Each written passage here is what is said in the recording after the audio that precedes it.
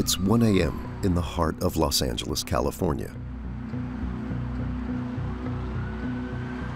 A rather unusual police operation is underway. In a supermarket car park, the police are surrounding a man's car. The driver has barricaded himself inside after being caught stealing from this shop. Panic-stricken, the man doused himself with petrol and is now threatening to blow himself up.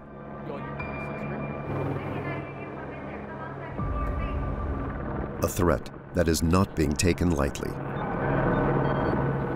The police are reluctant to intervene. Zach is a nighttime crime journalist. He knows a story like this will make the news. I think we can get it. You want us here or on the other side or what? I think just back up to that corner. Got it. Okay, cool. Thank you. Negotiations with the suspect began an hour ago. He is extremely agitated. Everyone fears he will follow through with his threat. The resulting explosion would be devastating. He's under the influence. So SWAT is going to be deploying tear gas into the vehicle. It sucks really bad. The Special Forces of the Los Angeles Police Department, SWAT, have just arrived as backup.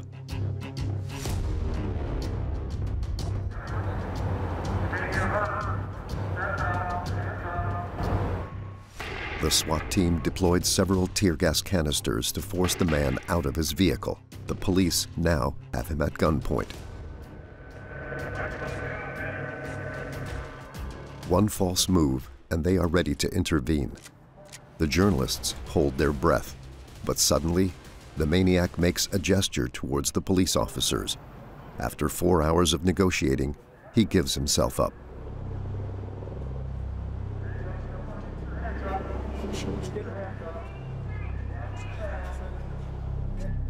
A remarkable story with a positive outcome. Zach is delighted.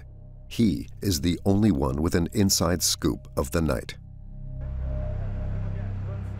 The fact that he gave up peacefully, I guess you could say, after all that is like really, really good. So it's an interesting story as far as him like pouring gas on the car and everything. No, this is just kind of another day in LA. Zach will sell this story to television channels for 600 euros. The footage will be aired within a few minutes. LAPD SWAT is in a standoff with a man who has barricaded himself inside of this SUV, but we do see the door open now. And every night, it's the same old story. Over 80 incidents are reported daily in the city of Los Angeles. Known as stringers, these American photojournalists hunt for the latest scandals. There are around 130 of these Nightcrawlers in the United States, filming the most violent news stories. Nothing more than they drive around, hoping to feed the country's 60 or so news networks. The more sensational the footage, the more viewers it will attract. From fires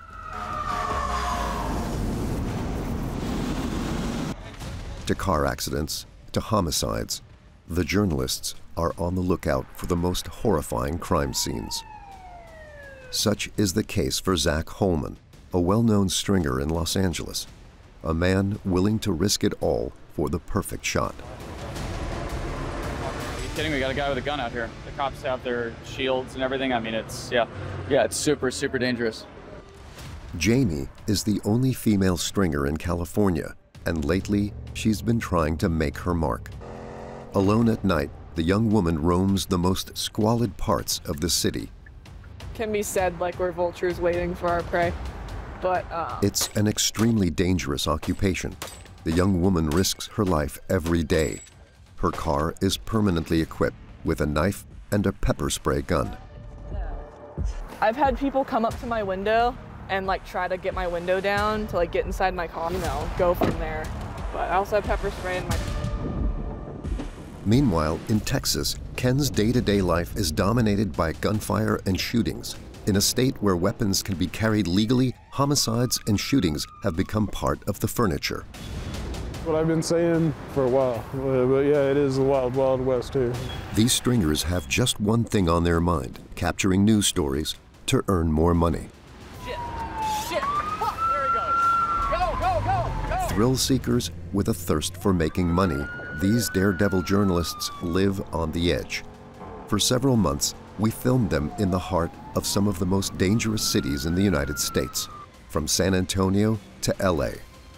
This is a deep dive into the eventful nights of America's stringers.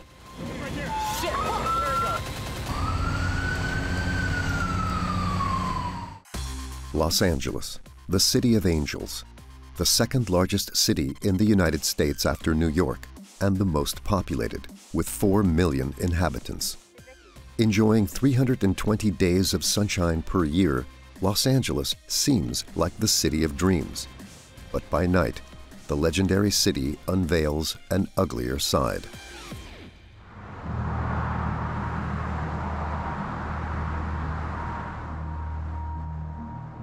It's 9 o'clock at night.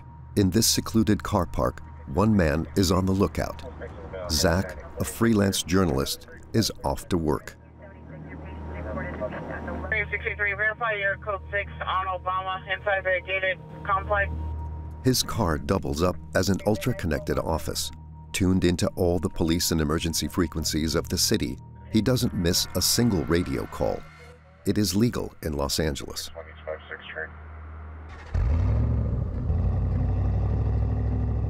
Crime paparazzi like Zach work at night, when traffic jams are rare, but most importantly, when TV news reporters aren't working.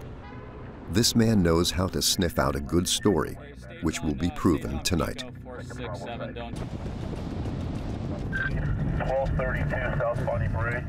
Got a two-story. Previous burn. Craftsman with heavy fire.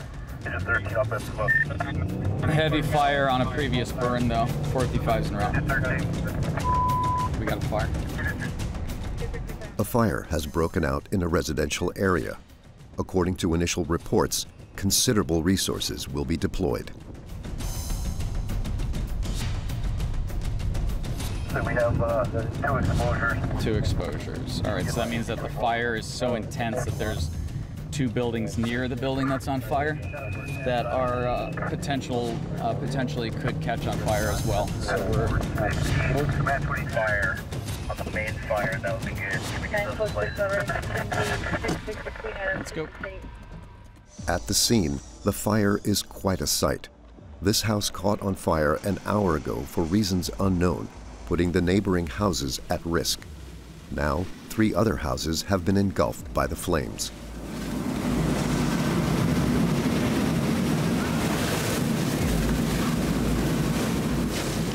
The firefighters are ready for action.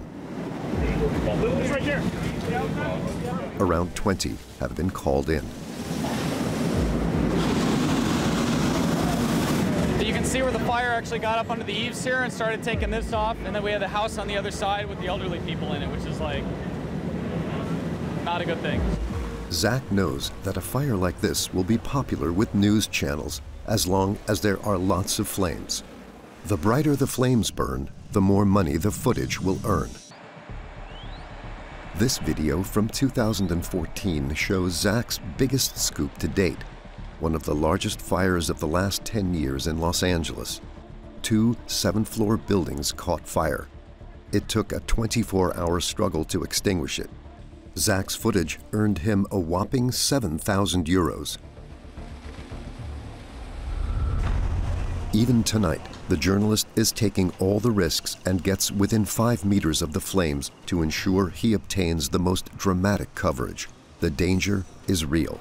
He is concerned about the fate of the nearest neighbor. Sam, are you okay? Is anybody in there?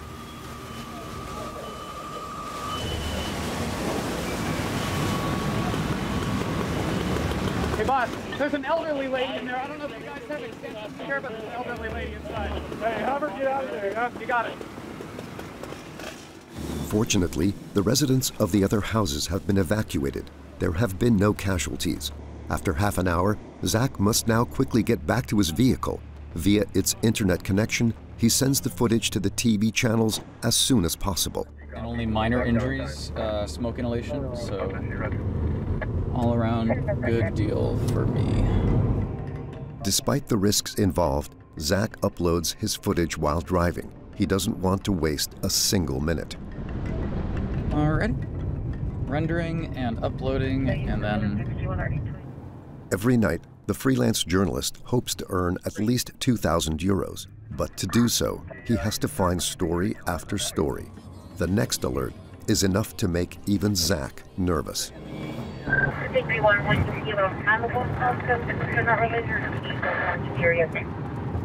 A car chase has just begun following the theft of a vehicle. We're going to try and head him off at Central. We're tracking. Zach has to successfully be one step ahead of the fugitives in order to capture footage of this wild chase. Derek Bell is in Sky 5 HD, a very dangerous police pursuit underway. Derek. In Los Angeles, not a day goes by without the police having to chase down a car. These reckless drivers are often thieves attempting to evade arrest. Oh, come on.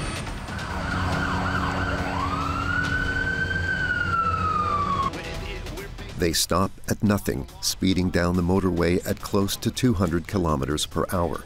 These car chases can go on forever, like this one in 2021. It was impossible for the police officers to catch up with such a vehicle. It wasn't until 13 hours later that the van driver decided to stop on his own accord.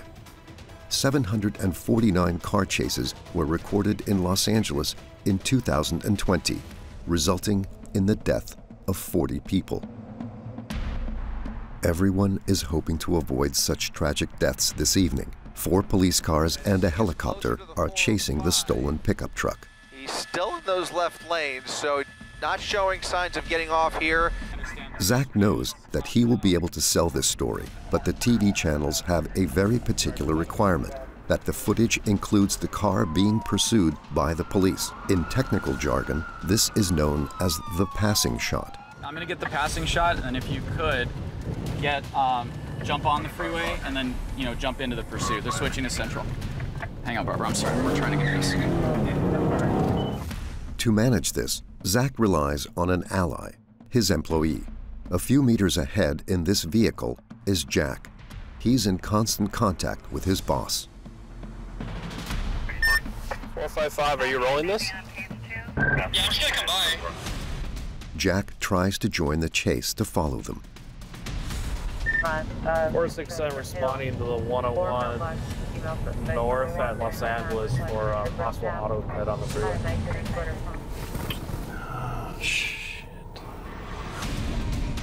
Zach thinks he has passed the thieves by a few meters. However, Shit! Fuck! There he goes! Go! his colleague takes over. Damn it, that was so close, too. It's dangerous for the officers that are dealing with it. It's dangerous for us. But again, we try to keep as much distance as we can, but also you try to get into a position where you're ahead of, so you're trying to think like, oh, where is this guy gonna go? What freeways is he gonna take? How fast is he going? Between journalists, police officers, and fugitives, the pursuit has been very much back and forth. It's been over an hour since the chase began. If he doesn't manage to film this passing shot, the evening will have been wasted. So we'll set up over here. Zach therefore draws up a strategy. So we're the red dot right there. Our suspect is on the 110 and he's heading northbound toward us right now. Jack is set up right here at the 105 and we're right here in downtown, like on the side of the freeway. So if he continues where we think he's gonna go, then we're guaranteed to get a passing shot. Updated location. 110 passing Vernon. Copy that. All right, let's go. This time, Zach is sure not to miss the passing shot. All right, here it comes.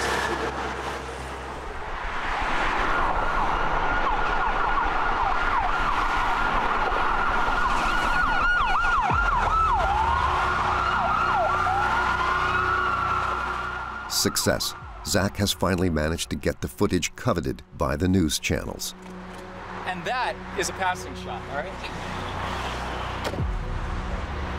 The chase ends 20 minutes later with the arrest of the fugitives in a residential area. 2 men and 1 young woman. It took a 2-hour car chase. They face up to 8 years in prison. A team effort that allows Zach to earn almost 20,000 euros a month.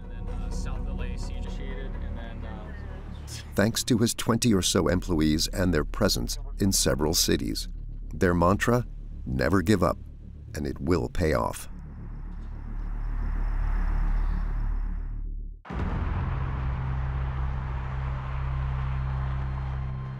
Over on the east side of LA, Jack's persistence this evening is about to lead to an incredible scoop. Right now we're going to reports of a person on the freeway at the 101 North at Los Angeles Street got struck by a vehicle. It's not really good. The accident happened a few kilometers away on Highway 101, a motorway that runs through Los Angeles from north to south, one of the city's busiest routes both day and night. At the moment, Jack does not have many details about the victim's condition. He is surprisingly the only journalist at the scene. A section of the road is closed, creating a huge traffic jam. It is 4 a.m., the time that traffic usually starts to build up. The police have set up a security perimeter, and for good reason.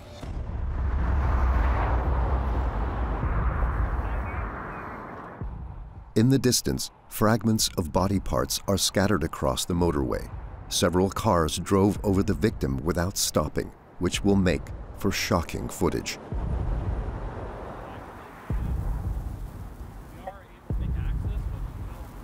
Unfortunately, this is very common in LA. A lot of people like walking on the freeway or crossing over for whatever reason. It is illegal for good reason because it's very, very dangerous. I don't see any other vehicle here, so it might be a possible hit and run or a person stop maybe down the on-ramp, but we don't want to make any assumptions. We're here to get factual information, so that's why we're waiting for CHP. Jack's gut feeling tells him that this isn't just a simple pedestrian accident. He decided to wait until the investigating police officer was willing to answer some questions. And this is where the story took a completely different turn. What call you guys got? I'm going to ask if it's a hit and run. Do you know if it's a hit and run or not? The vehicle stopped? I'll tell you what it is. That way you Okay. gotta walk the scene. They did, okay. Okay, so once they started inquiring what had occurred, they determined that actually she fell out of a party bus. So the story is basically someone fell out of a party bus having a good time, they just fell on the freeway. It's not what we thought. So this is a big story now. The minibus in question is just a few meters away off the motorway. A van that can hold around 10 people. A family had rented it to celebrate a birthday. This is the face of the victim, a 29-year-old woman, mother of 5. For some unexplained reason, she fell from the bus. The investigation is ongoing, a tragic loss of life that has left her loved ones inconsolable. They were interviewed by the media a few hours later. She fell out of the door, correct, out of the party bus door. She was dancing and she tripped. I guess she was backing up and she tripped on something, and I don't know how the door opened. No one knows how the door opened. The door shouldn't have opened up. The way she... Jack will sell his report for 300 euros to every TV network in Los Angeles. This fee went up to 2,000 euros that evening. This is definitely a good night for me, getting a lot of hits on the story. That's the goal. We did kind of have earlier tonight, chasing our tails, going to a lot of stuff that didn't turn out to be anything, but that's the nature of the business. This sensational expose will even be aired the following day by the biggest television channels in the United States. Being able to make a tidy sum in a matter of hours is what attracts certain Americans to get into this line of work. In the City of Angels, there are around 20 stringers willing to spend their nights on the search for every accident and homicide. And now, a new, rather surprising generation of them is emerging.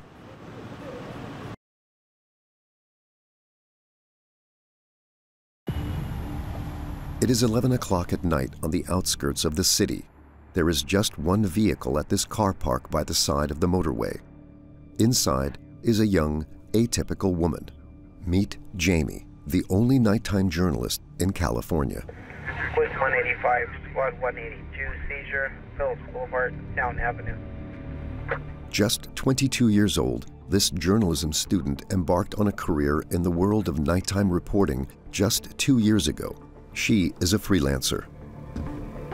Can be said like we're vultures waiting for our prey, but we never really hope bad things happen to people. That's not our job. We're just here when they do happen to show them.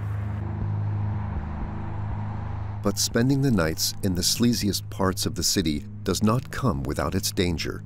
She risks her life on every job. She has an entire arsenal in the boot of her car, including a bulletproof jacket and clothing to protect against fire. It's not really scary because if anything, it makes me feel more safe because I have it on, because it protects all my vital organs. The police and the firefighters expect us to have this equipment with how close they let us get to these incidents. Well, yeah. But to further ensure her safety, Jamie has her knife and pepper spray. I've had people come up to my window and like try to get my window down to like get inside my car. So having them that close, being able to like get them, ultimately I don't want to hurt them, I just want them to get away from me so I can get somewhere else that's safer. Despite the constant danger, Jamie stays up in her car from 8 p.m. until 3 o'clock in the morning at least 4 times a week. Engine at squad 29, difficulty breeding, 4636 Kenmore Avenue, Bellbrook. In order not to compete with the other stringers working in the city center, each evening she takes to the suburbs, in quiet neighborhoods where there are fewer big incidents.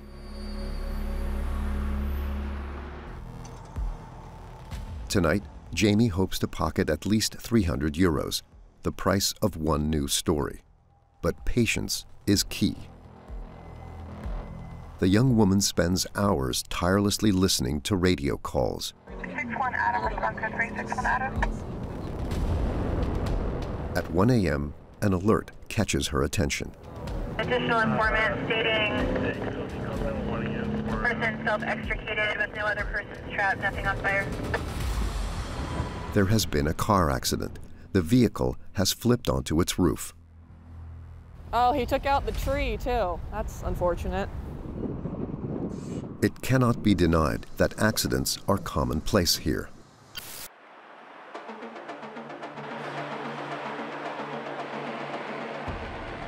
The motorways and city center have become the site of many catastrophic car accidents, from heavy goods vehicles that have lost control to cars smashed to pieces. 55,000 accidents occur each year in Los Angeles and its suburbs. That's 150 per day on average. Staggering figures. There are numerous causes, including speeding, mobile phones at the wheel, and carelessness. American motorways are teeming with reckless drivers. More than enough to give an ongoing supply of footage to the news channels. The coroner was just here to remove the body of that man that was killed in the crash. Here you can see. In 2020, the country recorded 289 road fatalities.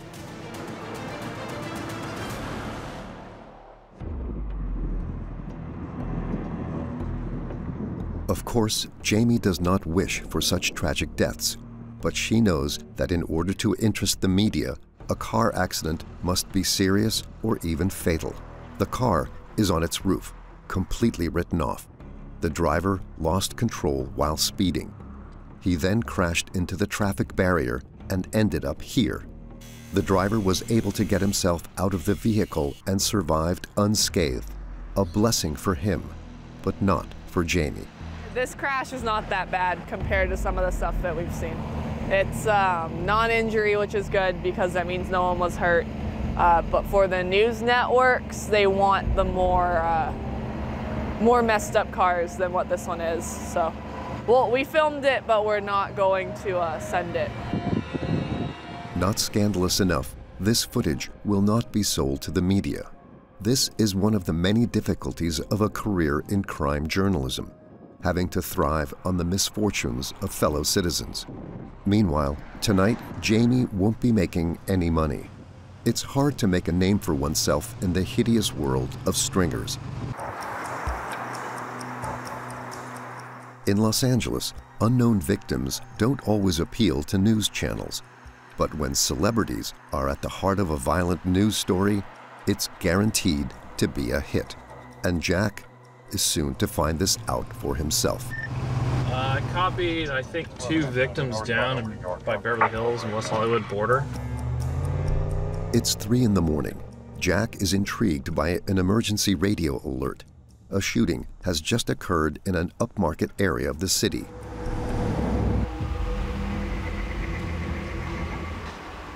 In front of a nightclub, next to this luxury car. This is what some witnesses filmed an hour ago. For some reason, an altercation took place by the Ferrari. 10 shots were fired. 1 man fell down, wounded. Jack is the only journalist at the scene. The journalist senses that this incident will make for a juicy story. Another tip-off makes him rush off. So we got another possible victim that drove away from the scene. Connection, the 2 shooting? They're together, yeah. So they probably got in their car and drove away and bled out. Jack has a funny feeling that this victim is connected to the shooting, and he wants to know for certain. One of the city's finest hotels is situated just a few kilometers away. It is very popular with celebrities. Firefighters have been called out here to aid an injured person. It is a very high-end hotel, and they're kind of being real, it might be something good. Does it happen often here? Not often. This area is not known for shootings. Suddenly, the firefighters come out with the victim. The man is alive, just shot and wounded, but prefers to remain anonymous. Jack has a hunch and hurries to tell his boss. Okay, Zach, you there?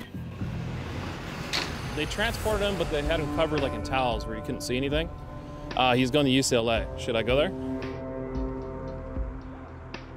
Thanks to an informant, Jack has discovered the man's identity. He is a very famous rapper, Kodak Black, an artist with a bad reputation.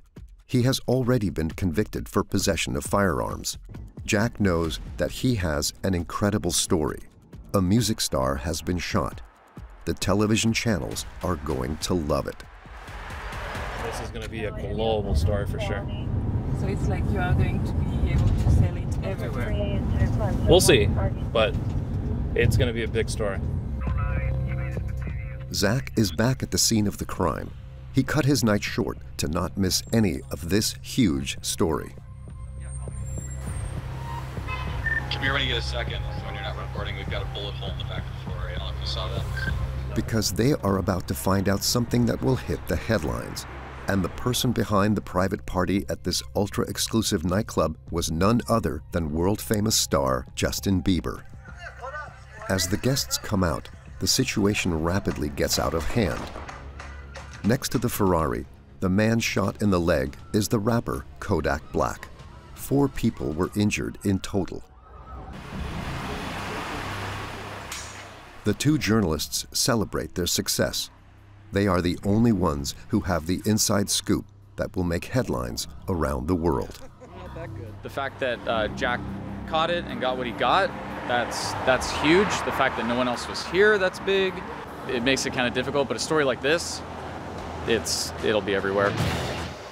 Zach and Jack have struck gold with this story. Thanks early. Good job. All right. Nearly 6,000 euros. That's 3 times more than a regular evening. 2,000 kilometers away in the suburbs of San Antonio in Texas, a state where violent crime has surged over the last few months. There were more than 300 gun deaths, in 2021. Gunfire and tragedy. The 17-year-old responsible for shooting his friend in the head. Roger. 4 people were shot. One of those people has died. He tried carjacking a woman and then he shot her in the face. The blame lies with the new gun legislation, which allows anyone over the age of 21 to carry a weapon freely without any restrictions.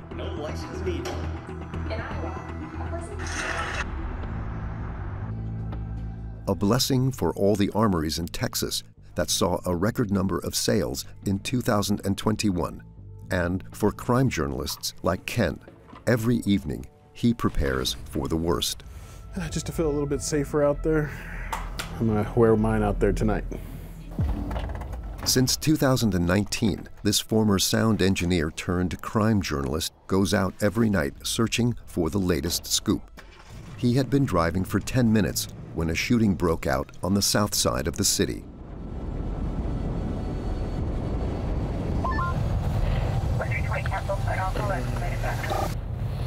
Don't know many details on it. I just heard it's next to an IHOP restaurant.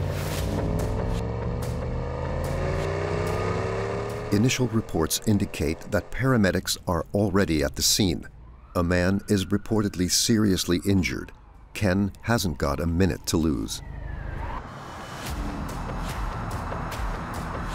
I'm gonna try to get there as quick as possible. Anytime somebody gets shot in town, it's on the news.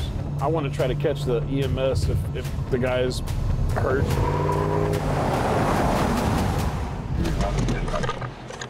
In what is usually a quiet district, a shootout took place inside this restaurant. Tensions are high. The victims' relatives are still in shock and are being kept at a distance. About 10 police officers canvass the crime scene and begin their investigation. Ken goes digging for information. A 16-year-old male comes outside.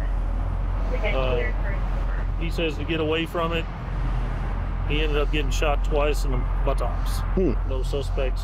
Possibly have a suspect vehicle a few blocks over abandoned. Okay.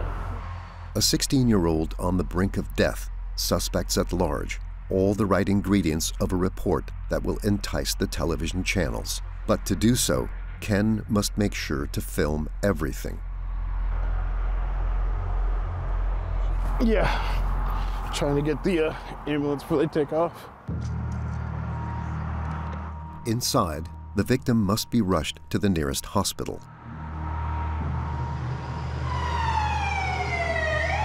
Shootings happening everywhere in Texas. Restaurants, bars, in front of hotels, outside of hotels. If you can think of a place where somebody can get shot, somebody can get shot there.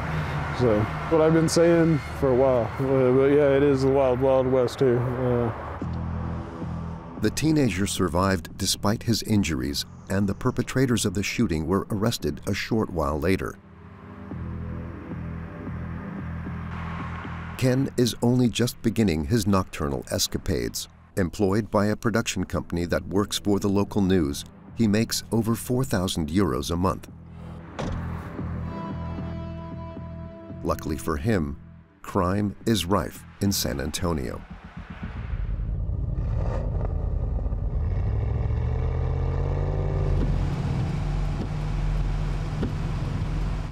A few moments later, Ken heads to a brutal crime scene.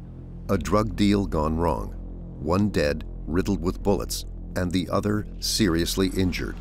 Sadly, tonight is just like every other night in this crime-ridden Texas city.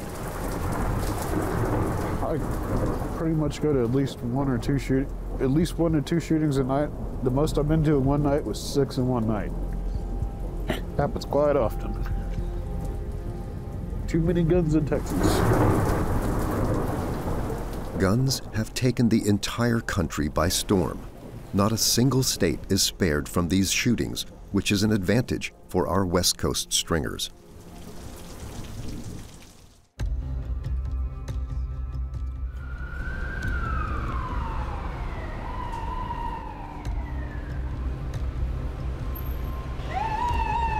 In the city center of Los Angeles, Zach and his employee Jack have been hanging around this building for an hour.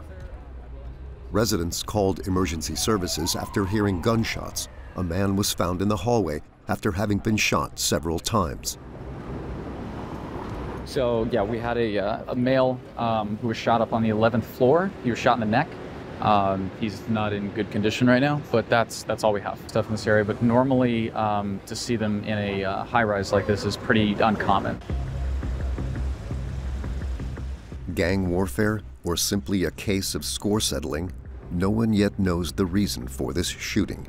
But what's most concerning is that the police officers don't know if the shooter is still in the building.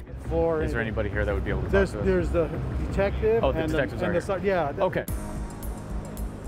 They now must urgently find the potentially dangerous suspect. The officers are pulling out all the stops. Pump-action shotguns. If that's the case, then they're going to have to clear the building and make sure that there aren't any bad guys in there. The fact that they grabbed that equipment, now there's reason to believe we might have somebody in the building. So that kind of changes the dynamic just a little bit.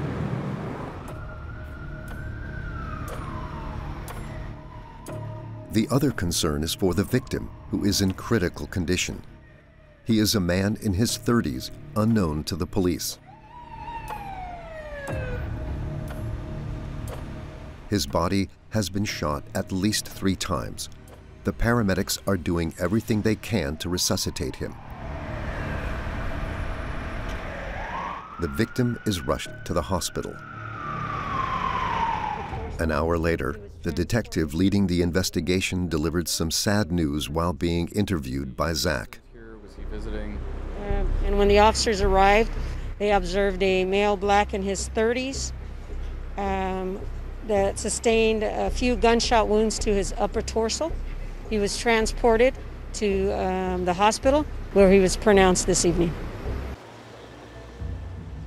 A tragic outcome, but a good start to the evening for our crime paparazzi. The shooter managed to escape. Once we hear back from A dangerous man roaming the streets, another scare, and quite rightly so.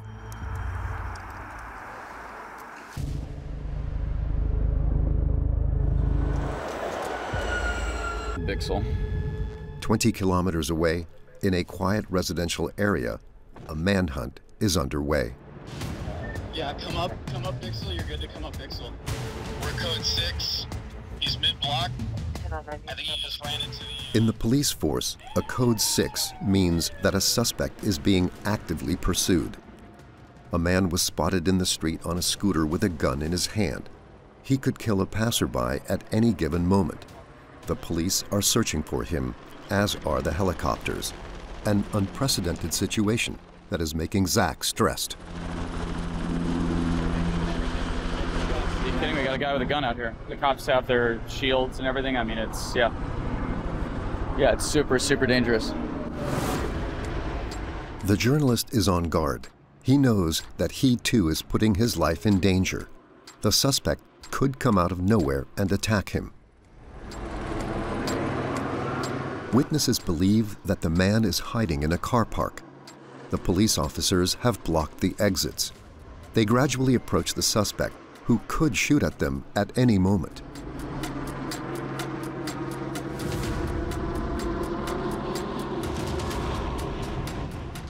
After 30 long minutes, there is a sense of relief. The man is finally arrested, but one thing still remains unknown. Where is the weapon? A few meters away, Jack follows another team of police officers. It's up to them to locate the gun. It looks like he possibly ditched the gun, so they're searching all the perimeter and the bushes and the fence line for a weapon. So it's pretty common. He'll walk away and try and stash the gun, so then there's no evidence of a gun. Jack is in dire need of footage of the weapon, or else his report is unlikely to be sold. After a few minutes, the pistol is finally found in a bush. Jack filmed everything. Fortunately, this resolved in a positive way. No one was hurt, and all officers and the suspects are accounted for and okay. So it looks like right now they're suspectedly transporting because of drug overdose. It's 4 a.m. and the end of a shift for these two. Jack, awesome work tonight. Thank you. Always a pleasure. As always, brother. I will catch you tomorrow. See you guys in the next I'm one. out of here.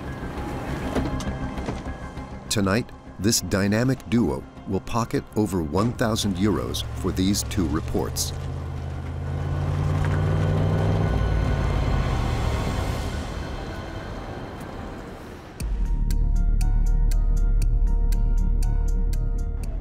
Firearms are a serious problem in the United States. The country even holds the record for mass shootings. Spree killings in which the shooters have only one goal: to kill as many innocent people as possible. They often take place in California. Like in 2021, when 4 people were murdered, including 1 child. Or here, where 8 people died as a result of gunshot wounds. One of the deadliest killings took place in 2015. 14 people lost their lives and 21 were injured in a shootout at a corporate event. In 2018, the government even announced a sad total of 307 mass shootings in less than a year. Incidents like these are traumatizing for every American, including crime journalists like Jamie, the only female stringer in Los Angeles.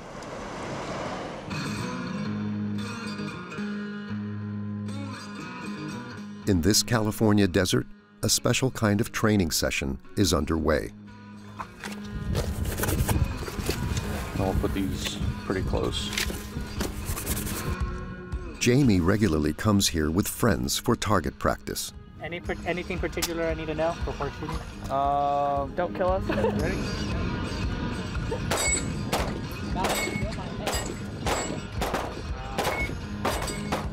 For an hour, she goes through the targets one by one without batting an eyelid. Handling a gun has become a trivial matter.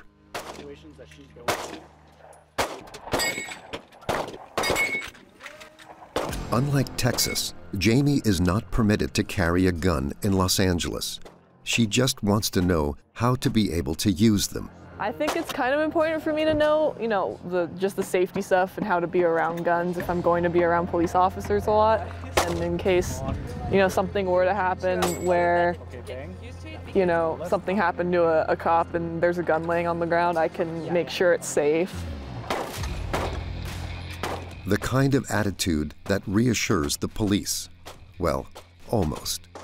Richard is a police officer, but also Jamie's boyfriend. He met her on the job when she was covering a shooting.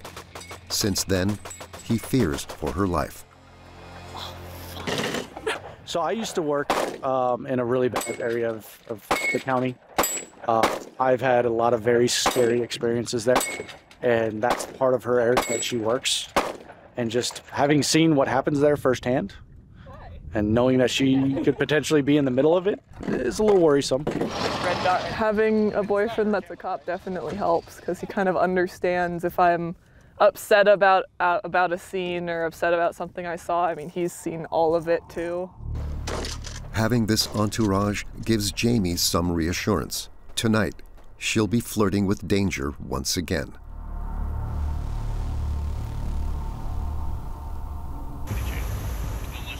It's 1 a.m. in the Los Angeles suburbs. Women's side, target 275. A woman was threatened in the street by armed individuals. They wanted to steal her phone. The suspects have fled, and the police are after them. Jamie has to catch them quickly. The goal is to get to wherever they're going to be detaining this car and not be staring down the barrel of a deputy pointing a gun at me. 10 minutes later, Jamie spots some police cars blocking the road. Let's go right here. The police managed to stop the suspect's car. The officers order them to get out of the vehicle. Both your hands up. Keep both your hands up, face away. Both your hands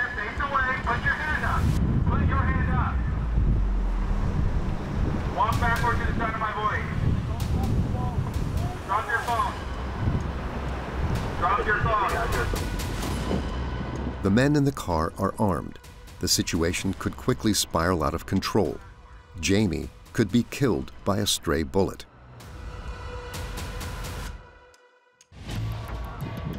They surrender after a few minutes. The suspects are 3 young people in their 20s who are visibly drunk. They made sure to hide the weapon. The police officers now must thoroughly search the vehicle. Jamie also eagerly awaits this weapon. Without it, her report will be worthless. They found a gun in the driver's seat. They put it in the back of a police car, and now they're just searching for anything else, any drugs, any more guns, any ammo, all of that. So it's a good story for you. Yeah. Jamie thinks she has a good story. Sadly, it won't interest the television channels, which prefer those of the competitors. Meanwhile, 2,000 kilometers away, it's 1 o'clock in the morning in San Antonio. In a car park on the outskirts of the city, Ken, the Texas stringer, is taking a break with his police officer friends. Right across the street, and I was like, "Rrr!" He hit the back of my car. I jumped out of the car to get my camera out. Had my camera out, and my battery was dead. And I was like, oh. Having a good relationship with the police departments is to me, it's a pretty big part of the job. I don't know how it is in other cities, but for me, it makes my job way easier. All right, guys. You guys have a safe night. Good to see you. All right. See you the next time. Don't hold you guys up. You guys have a good one. All right. Thanks. All right. Back to work.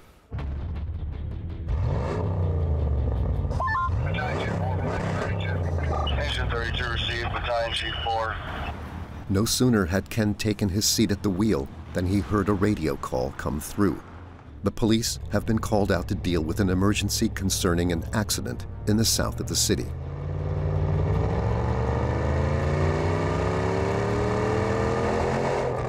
An extremely violent collision has just taken place on this street.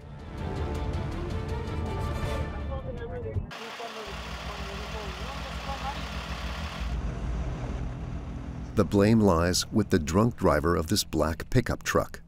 He drove in the opposite direction of the traffic. The white car was unable to avoid it. I don't know what his condition is. We're waiting for further reports once he gets up there. So he was ejected from that truck? Yes. And was it? Sole occupant. And the truck kept going after he was ejected? Right. Oh, wow. Yeah. I guess he got ejected in the street. Oh, okay. And the truck kept going back. Okay. Stop over there. Huh. One only has to take a look at the broken car parts and splatters of blood on the pavement to know this was a violent crash.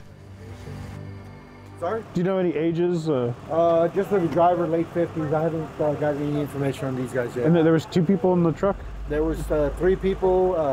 I know 2 adults and 1 child. 2 adults and 1 child. So EMS is... Loved ones have just arrived at the scene. The seriously wounded victims are taken to A&E in the city center. Ken has got a good story. Accidents like these have become a common sight in San Antonio. A wrong-way driver crashed, killing a mother of 4 and himself. I've already cut the roof off of that. Like this footage showing a car driving the wrong way on the motorway, resulting in a head-on collision. 3 people died. Well, this is a good story because somebody was ejected from a vehicle. And it was also a wrong-way driver call at the same time. So it was a wrong-way driver, a collision, and an ejection. So kind of 3 in 1 right there. And so that makes it a good story. Yeah, we're loading it back up. Already got the information from the police officer. And I pretty much filmed everything I needed to get. Got the street signs, got the wreck. Got the ambulance driving off. It's always like that in San Antonio, like a call after another one? Sometimes. When it's busy, it's busy. Sunday nights, it seems like all the bars are doing drink specials on Sunday nights, and that's kind of changed. And the next tip-off is going to give him a hard time.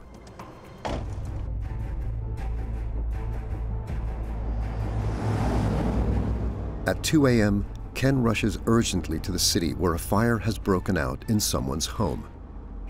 At the scene, the emergency services have already called for plenty of backup.